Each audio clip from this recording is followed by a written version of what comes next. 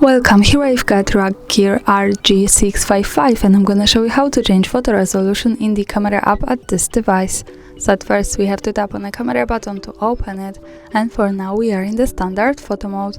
From here let's slide a little bit to the left to get access to more options about the camera we can manage, and now let's pick this camera settings button at the bottom to get access to advanced camera options. At the first place here we have the resolution, so now let's pick it, and now we can manage the resolution of the camera and the video with two options, the rear camera and the front one.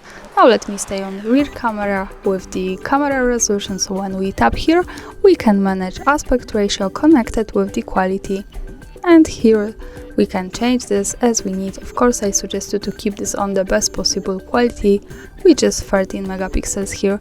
The same thing happens in the front camera, but here we have different quality, so the lower one. And that's all. Thanks for watching, subscribe our channel and leave the thumbs up.